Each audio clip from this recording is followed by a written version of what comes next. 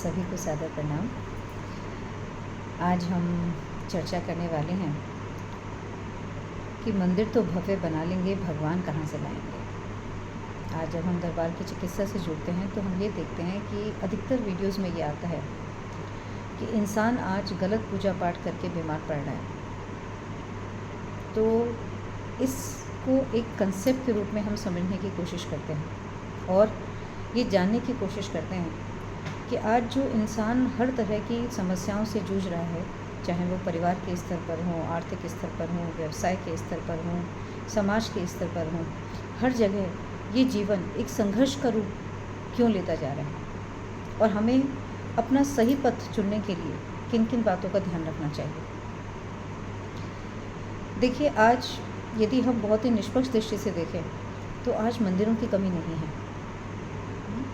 मंदिरों की कमी नहीं है। मंदिरों का निर्माण, पूजा, प्रसाद, ये सब है। बहुत भंडारे हो रहे हैं, बहुत भागवत हो रही हैं, बहुत मंदिर खुल रहे हैं, बहुत दान दक्षिणा हो रही है, बहुत गौशालाएँ खुली हैं। लेकिन जो सबसे ज़्यादा इम्पॉर्टेंट है वो अधिकतर मिसिंग है, वो है भाव।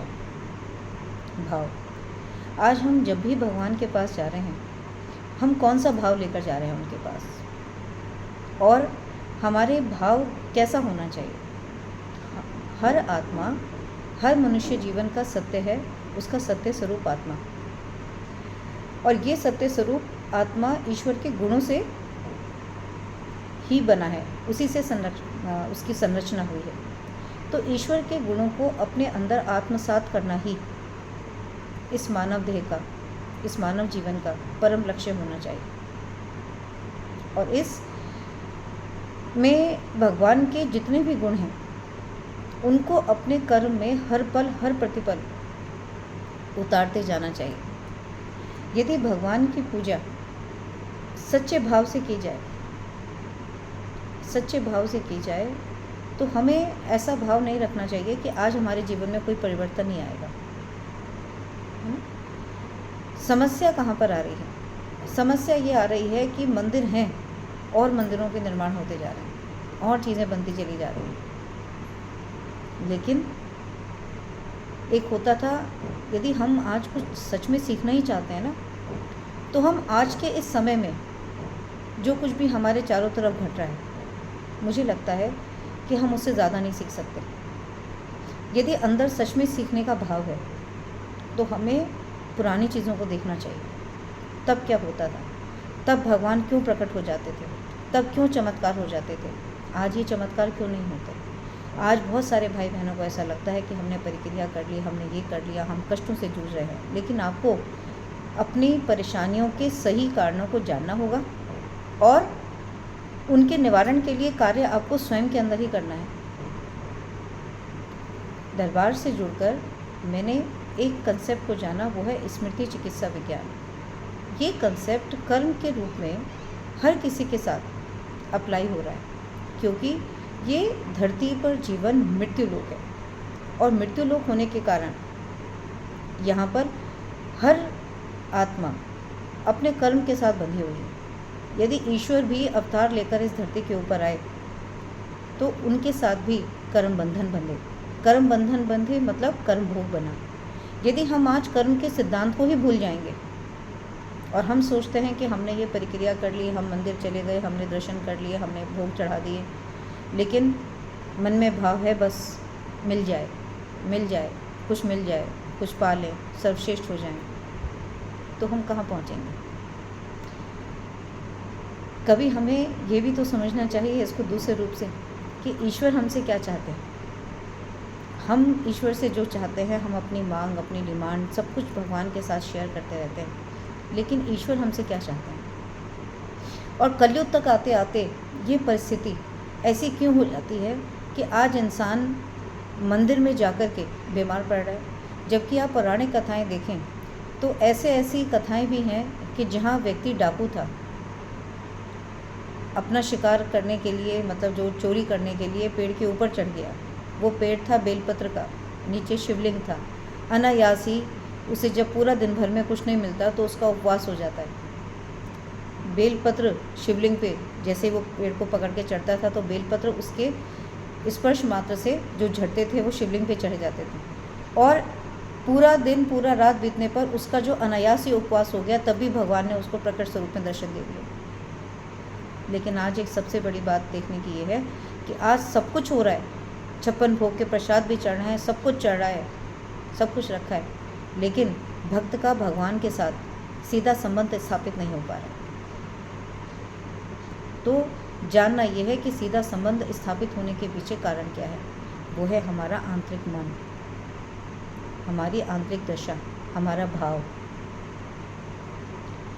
भगवान की कथाओं में मिलता है कि यदि आप एक चावल का एक कण भी उन्हें समर्पित करते हैं अपनी सच्ची श्रद्धा, भक्ति और निष्ठा से, तो प्रभु स्वयं ही आपके पास खड़े होते हैं। लेकिन आज ये भाव मिसिंग हो गया।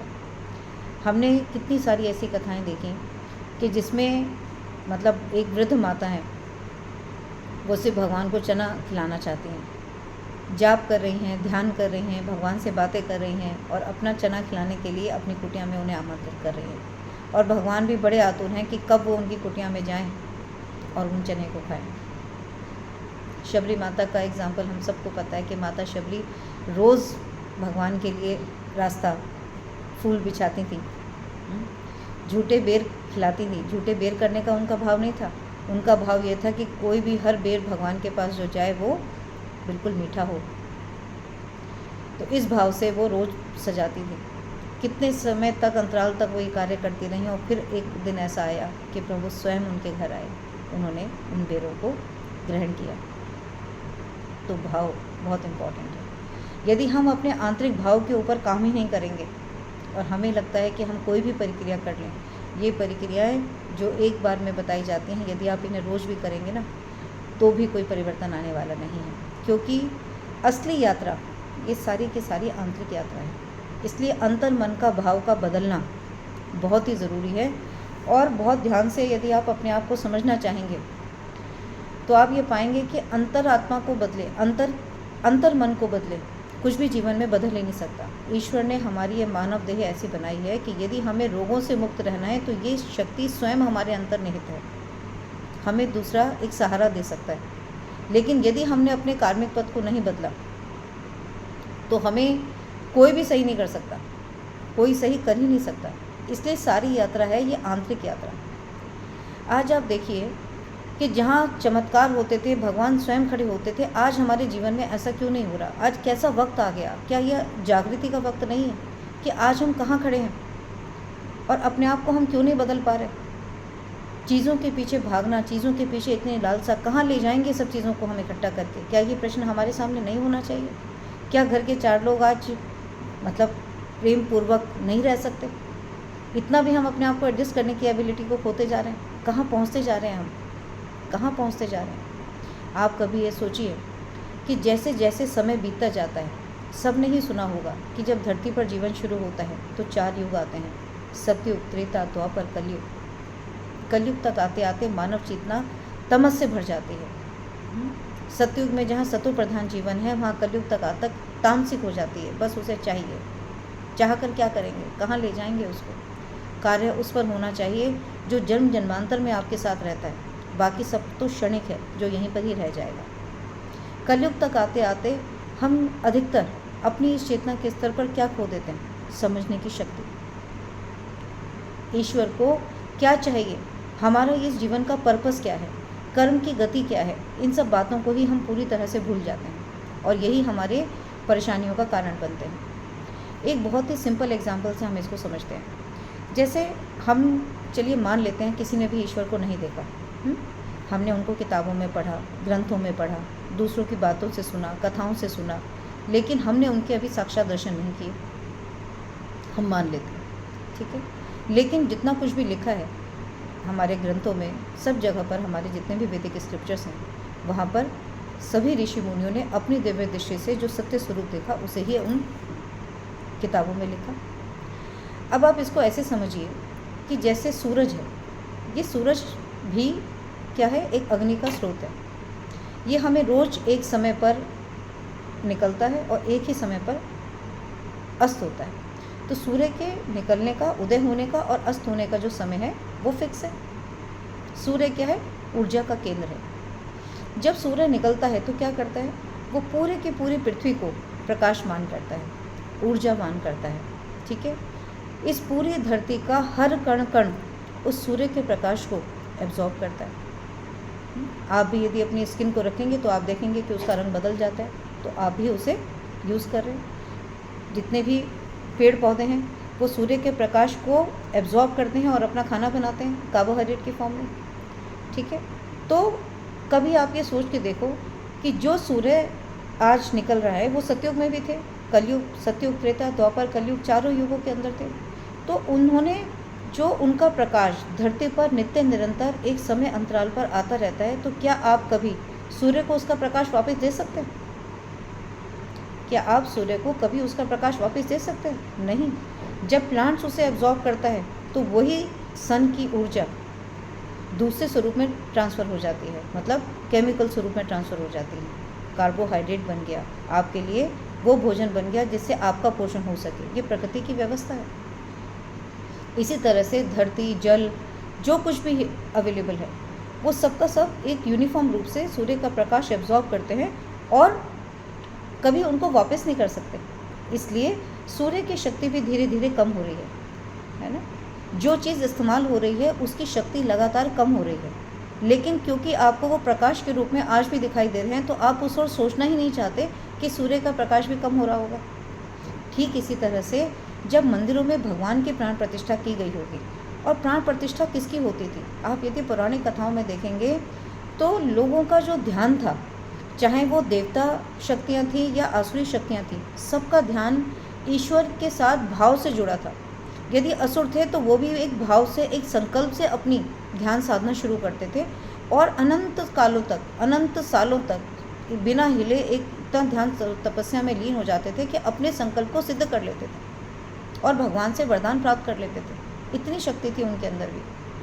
और जो अच्छी आत्माएं थी, मतलब जो देवता की आत्माएं थी, वो भी करती थी, लेकिन आसुरी शक्तियाँ अपने आप में इतनी प्रबल थी कि अपने आप भगवान से वरदान लिया करती थी। सबकी संकल्प शक्ति जागृत थी।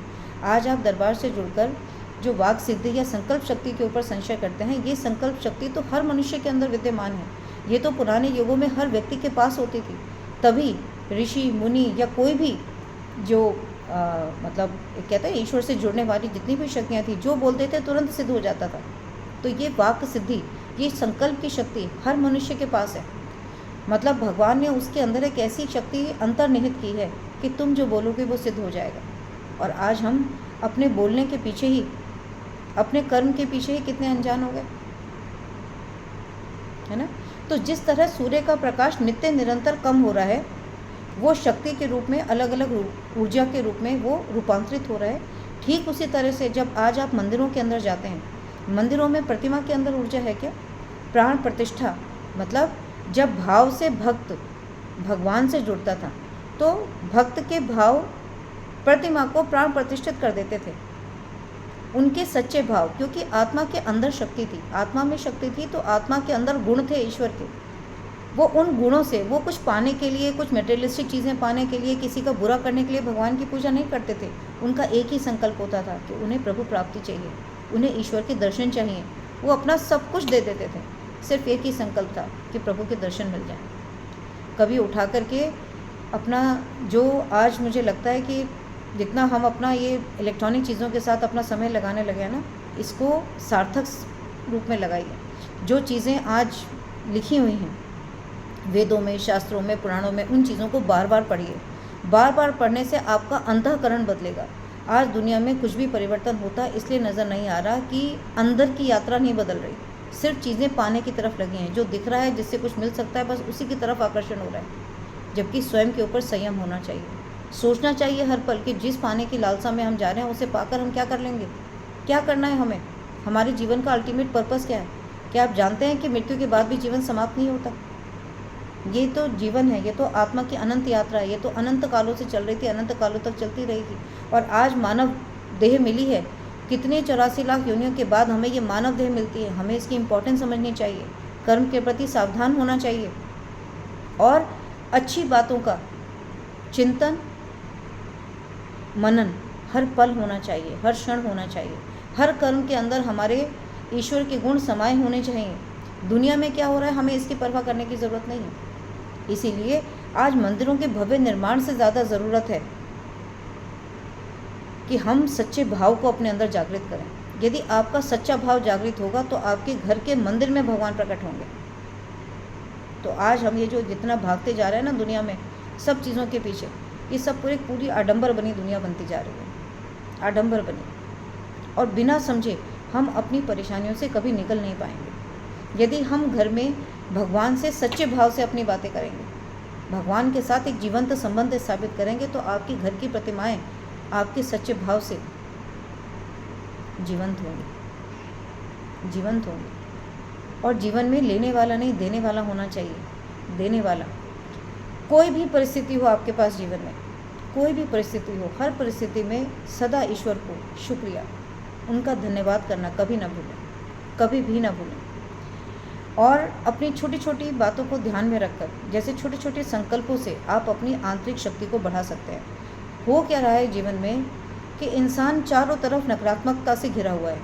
स्वयं के अंदर नकारात्मकता, परिवारजनों के साथ वो ऐसे ही रह रहा है, जिस समाज में वो जा रहा है वो वैसे ही हो रहा है, और ज्ञान की तरफ वो जा ही नहीं रहा। वो सिर्फ अपना मन बहलाने के लिए उसे जो अच्छा लगता है वो देखने लगता है, वो बोलने लगता है, वो करने लगता है। उसके मन में कुछ है, कुछ पाने की लालसा है, वो उसके पीछे भागता है, और जीवन एक चक्रव्यूह की तरह चलता ही चला जा रहा है। और आज भी हम यदि नहीं जागे तो पता नहीं अनंत कालों में जाकर के हम कब जागेंगे। इसलिए ये समय सच में आत्म जागृति का है, और आत्मा को अपने इस तरह से जगाते जाना है कि मतलब अंदर पवित्रता के गुण को आत्मसात करते जाना है। सबसे ज़्यादा जो इम्पोर्टेंट है वो है पवित्रता, वो है सच्चाई, वो है ईमानदारी।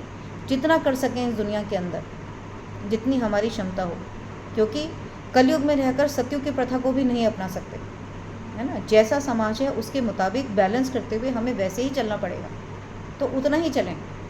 लेकिन ईश्वर के साथ आपका संबंध सत्य स्वरूप का ही होना चाहिए। स्वयं के अंदर, हमारे अंदर ही ईश्वर विराजमान है, तो अपने अंदर ही ईश्वर को प्राण प्रतिष्ठित करें। और अपने सच्चे भावों से जब आपका आंतरिक मन बदलता चला जाएगा, ये मैं अपने आप ही स्वतः ही समाप्त होती चली जाएगी। ये मैं, मुझे आज ऐसा लगता है कि कोई भी प्रक्रिया कर लें, यदि हमारा भाव सच्चा नहीं है ना, तो कुछ भी करने के बाद भी कोई आंतरिक परिवर्तन नहीं आता, कोई आंतरिक परिवर्तन नहीं आता। इसलिए समझना यहाँ पर है कि गलतियाँ कहाँ होती हैं और कहाँ उसे सुधारने की ज़रूरत है। तो इसलिए जिस तरह आप सूर्य को उसका प्रकाश नहीं दे सकते, इसलिए मंदिरों में जब आज भक्त सिर्फ अपनी झोलियाँ फैलाए जाते हैं, आज मंदिर के कभी सोच के देखिए आप निष्पक्ष भाव से कि मंदिर के पुजारियों का ध्यान कितना पूजा की तरफ आकर्षित है, कितना उन्हें ध्यान है कि प्रभु की वो प्रतिमा, उनके जो वस्त्र हैं वो आज बदले भी गए हैं या नहीं बदले गए। लेकिन इस तरफ ध्यान है कि भक्त के हाथ में क्या है। जिसके पास ज़्यादा सामान, उसको अंदर भी दर्शन हो रहे हैं, उसको प्रसाद भी मिल रहा है, उसको सब कुछ मिल रहा है। लेकिन एक गरीब व्यक्ति यदि आता है तो उसका कुछ भी नहीं चढ़ाया जाता, उसे धक्के देके भगा दिया जाता है। तो जो मंदिर के पुजारी आज इस तरह पूजा कर रहे हैं, वो तो भगवान के संरक्षण में हर समय है वहाँ पर, उनके अंदर परिवर्तन नहीं आ रहा। तो हमें समझना चाहिए कि भगवान तो वहीं हैं, बैठे हैं, लेकिन भक्त का जैसा भाव। इसलिए ईश्वर कहते हैं कि मुझे जिस भाव में तुम पूछते हो, मैं तुम्हें उसी रूप के अंदर मिल जाता हूँ। दुनिया में जो बुराई हो रही है, हमें अपना बुराई पर ध्यान केंद्रित नहीं करना। ये बातें समझनी इसलिए ज़रूरी है ताकि हम अपने आंतरिक रूप को बदल सकें, हम समझ सकें। भगवान के साथ एकांत में रहकर एकाकार होने की ज़रूरत है। अपने ऊपर, स्वयं के ऊपर कार्य करने की ज़रूरत है, क्योंकि जैसे ही आप अंदर से बदलेंगे, आपकी बाहरी दुनिया तुरंत ही बदलनी शुरू हो जाएगी। हर पल ईश्वर को समर्पण, उनका धन्यवाद, उनके प्रति प्रेम, और उनसे ही जो चाहिए सदा उनसे ही मांगे और उनके साथ अपना जीवंत संबंध स्थापित करें। इसलिए मंदिरों के पीछे भागने की, क्रियाकलापों के पीछे भागने से ज़्यादा अच्छा ये है कि शांति से बैठकर अपने घर के मंदिर को, अपने शरीर के अंदर बैठे विद्यमान ईश्वर को जागृत करने की ओर हम कदम बढ़ाएं। तभी हम जीवन में इस मानव देह का, इस मानव जीवन का जो उद्देश्य है उसे पूरा कर पाएंगे। हम अपने छोटे छोटे संकल्पों से कैसे अपने आंतरिक बल को और मन को परिवर्तन कर सकते हैं, इस बात पर मैं चर्चा अपने अगले वीडियो में करने का प्रयास करूँगी। प्रणाम।